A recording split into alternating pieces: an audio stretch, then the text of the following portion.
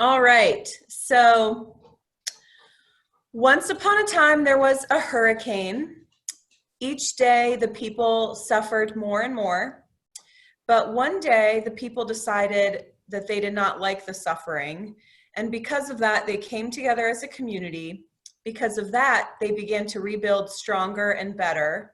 And because of that, when the next hurricane came, they were more resilient and safer until finally they lived happily ever after and in some cases moved inland. Woo! Nice job.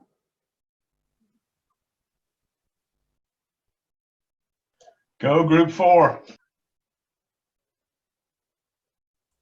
All right, Andy, lay it on them. Andy, I typed it. You want me to say the words? Okay. Go for it. This is Andy's story, though, just the ghost author. Once upon a time, there was a family by the name of Johnsons. They are from Freeport, Bahamas. Each day they woke up and the parents went to work and the children went to school. But one day, Hurricane Dorian came and devastated their community. Because of that, their house was flooded, and because of that, their house filled with mold. And because of that, they were forced to live in mold and were at risk of severe health problems until finally they met SBP, who did an assessment and rebuilt their house. And they became big advocates for SBP's work and helped us raise more money to help others on the island. Wow. Nice, very nice. I'll share. I don't remember what group number we are, but all right. Once upon a time, there was the Jones family who lived in New Orleans. They loved their little home and their community. Each day, they sipped tea on their front porch and gathered with their neighbors. But one day in August, there was a storm named Katrina brewing in the Gulf, and the Jones decided to stay home and weather the storm. Because of that, when the levees broke, their neighborhood flooded, and the Jones had to be rescued and evacuated out of state for many weeks. Because of that, the damage to their home continued to get worse since they were not there to handle the repairs. Because of that, their home got so bad with mold that they didn't know how they were ever going to recover with the limited resources they had. Until finally they met SBP and got the services they needed to repair their home, and now they live happily ever after. Yay. Great. I keep going in and out of video because my internet connection is very unstable, and I'm having some audio problems. So I just wanted to let you guys know that. You didn't think I was not listening or paying attention. That was a great story. And is there one more group? I think so. Yep, I think that would be us. Not sure the group number, but ours is once upon a time there was a father and son, the Wades, who grew up in a vibrant neighborhood in Baton Rouge. Each day, the father would tend to his yard the way that it was before his wife passed away, while the son helped maintain the home. But one day it started to rain. It did not stop for a few days, which overflowed the drainage system, causing major flooding in the greater Baton Rouge area. Because of that, the Wades were forced to flee their home when the water started to rise in their surrounding neighborhood.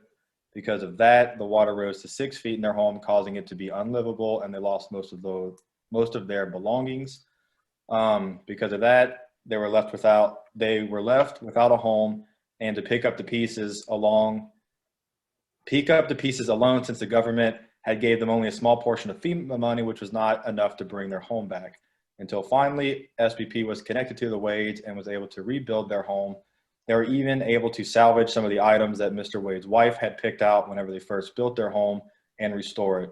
It was those little touches that gave the Wades not only a house, but a home.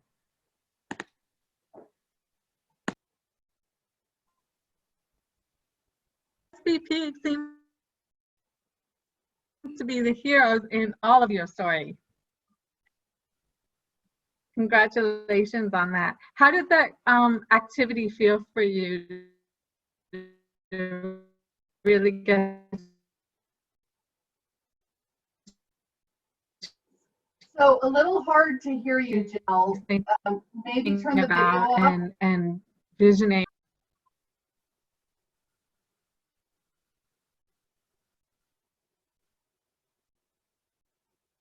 Sorry, Kathy, I didn't hear you. Yeah, you're kind of coming in and out. So I don't know if you want to try and turn off your video. Okay.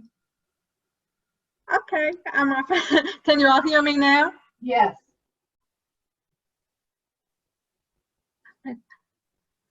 Many confess stories that there's demonstration. Okay. Okay, so I don't know if we've lost her. I am going to go ahead and jump in until we hear her come back. I apologize. It's just so hard, it's just technology, this world that we're living in. But I wanted to say, to build on what Jill was talking about, which is, it is beautiful to hear how connected you are to the experience. That they're not just homeowners or clients, they're people, they're families.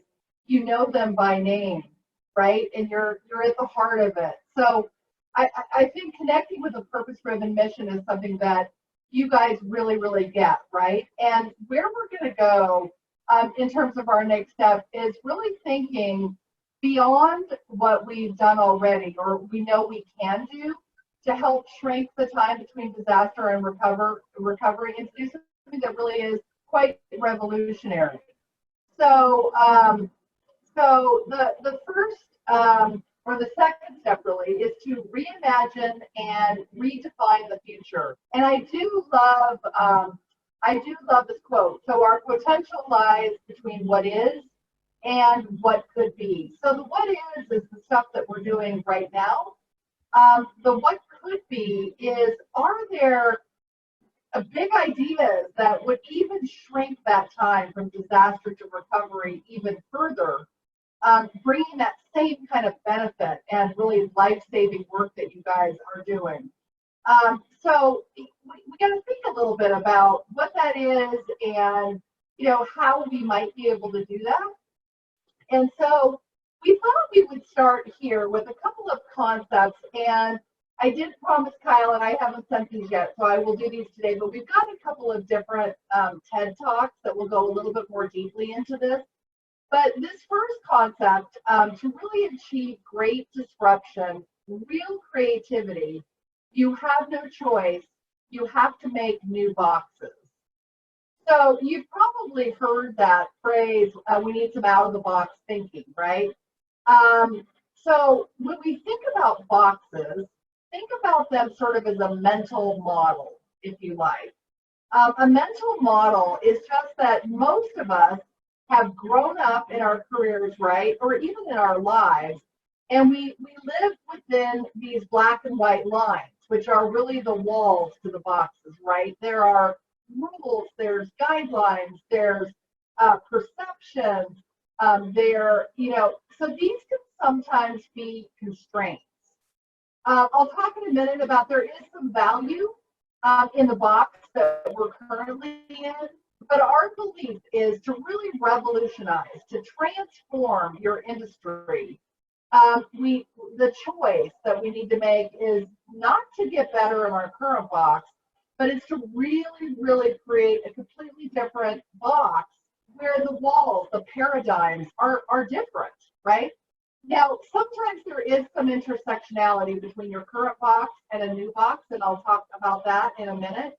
But the concept here is a new box. So the example I'd like to give you is, this is Thomas Edison. And so the original box, if you go back and think about the creation of light, the belief was that light came from burning something.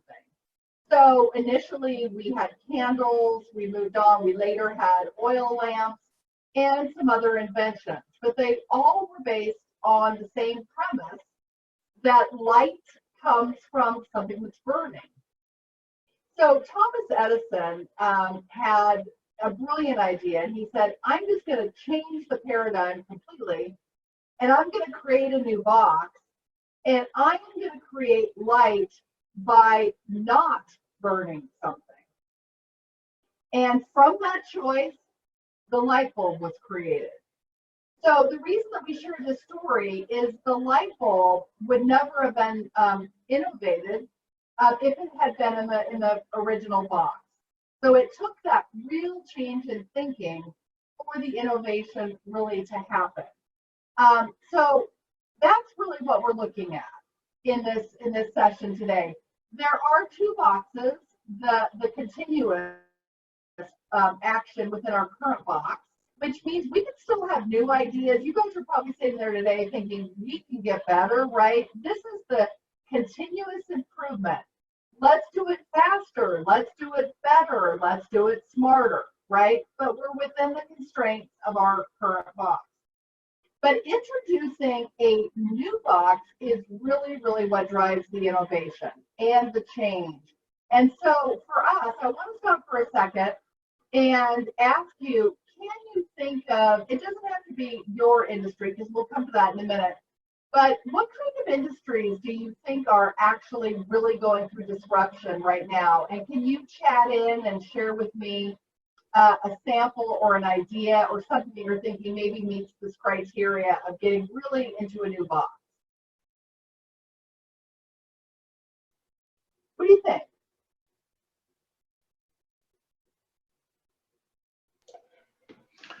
So I guess the classic example for this, at least in my view, would be the adaptation of the phone, the cell phone. Yeah, wow. Think back, some of us, some of the young people on here don't even remember, I guess, maybe a rotary dial phone, but that used to be how we communicated.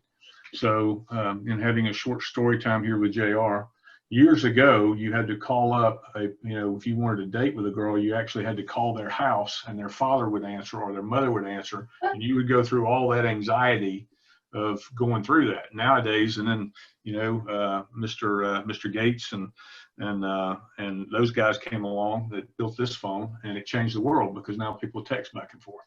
So it wasn't making the telephone better, it was making the telephone more mobile. And that innovation, I think, probably is one of the best examples, I think, historically, at least in my view.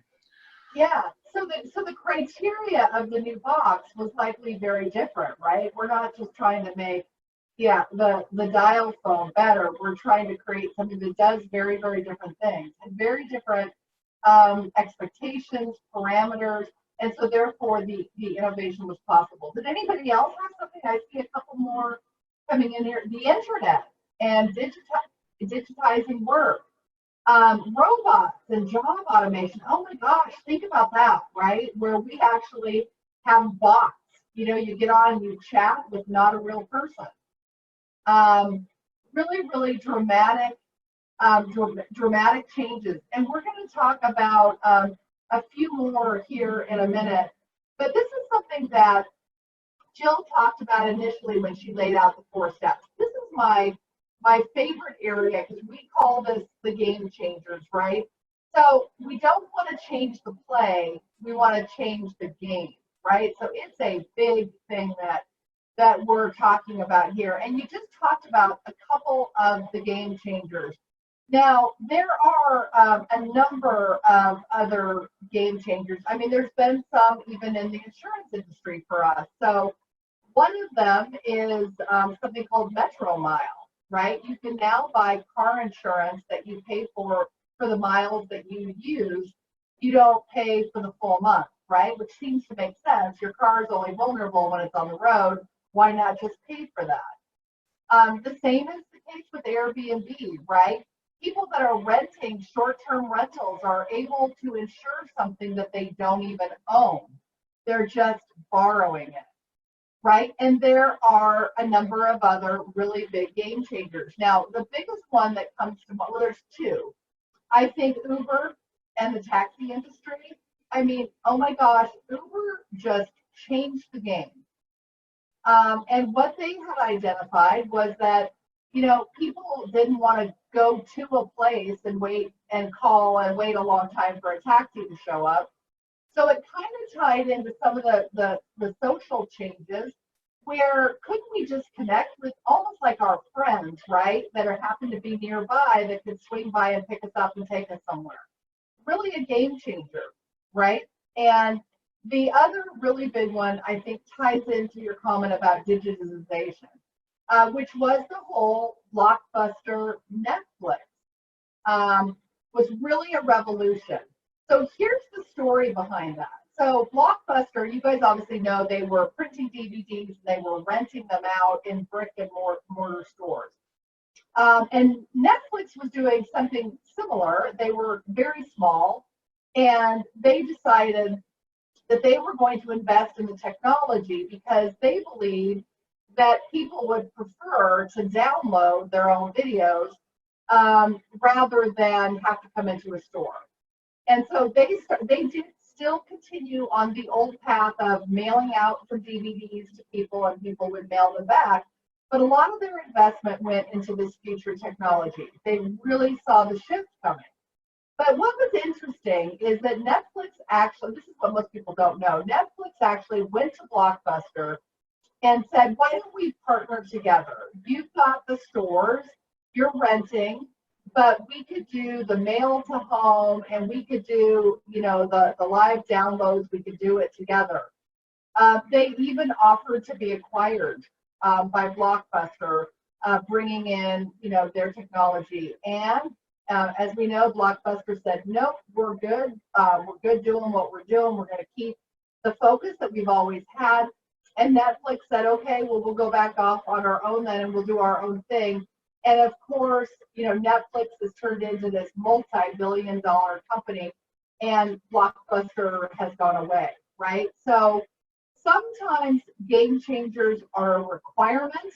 I like to think of this as disruption. When there's disruption going on, you can't just sit still and maintain status quo, right? You have to really, really think about, are we going to be eliminated from this business if we don't do something different? So I would love for you guys to share, do you have any game changers that you know of today in your industry? Or something related?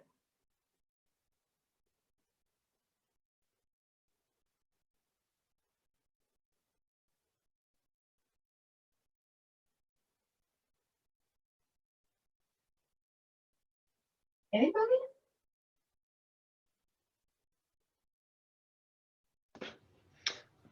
I would say that just speaking from SBP, we started as an organization that just rebuilds houses and realized that while that's still very important, what would be better is if homeowners understood what types of insurance to have, how to keep the proper documents, how to navigate a FEMA claim. So I think that is very game changing, that we're trying to reach people before disaster strikes. So that would be one example. Yeah, and just the preventative nature, right, of letting people know what they can do to protect themselves so that they don't get into that position. So I do think our interventions coming into play and now kind of pulling them together definitely are game changers, right? And I don't know that there's dramatic game changers in the construction industry, but I would love to think at some point, I told Kyle previously that as a part of the insurance industry, where it relates to fire, probably more so than floods, there's a lot of technology for wood and materials that are less flammable, right? So the likelihood of a home catching fire or burning to the ground is far less. I think there's a long ways to go, but some partnerships in that area, may be helpful as well. So you guys, I know that this is hard, right? Because we don't always see these today, because we're in our box and we're trying to get you guys into a new box. And it just starts by thinking a little bit about it. So what we're going to do now is we're going to break you into some different groups. And this is the second breakout in your handout. And we're going to ask you to think through each of these 4 questions. So what we're looking at is, how can innovation improve disaster recovery? So how can we innovate to really make SBP better? So the first question, what might we do to radically improve the experience? Are there any bold steps that maybe we could take and should take? What challenges might we encounter? What opportunities might there be? Is there something that we're really good at that we might be able to leverage into another area? And what would be an achievable milestone in the short term? So revolution and innovation is this pretty far out concept, but there might be something that is a shorter term step that we could take. And we'd like you to think about all 4 of these. And then we're going to come back together and we'll probably go question by question and let everybody just chime in. Just be thinking about, it doesn't have to be the things that you're already doing. We're looking to think really out of the box, right? On something that maybe you're not even sure how we would do it. Don't let that be a barrier to this conversation, because if we can dream it, right, we can build it, we can achieve it. So let ourselves just go a little bit free with this. So let me start by asking, do you have any questions before we send you to a breakout?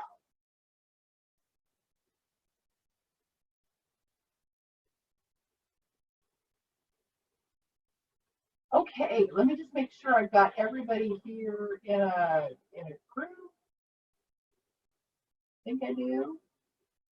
Okay, we're going to have 10 minutes again. We'll come back. We'll just have a group discussion. But this is the beginning place where you're thinking about how are we going to innovate to improve the disaster recovery time frame. Okay, here we go. We'll see you back here in 10 minutes.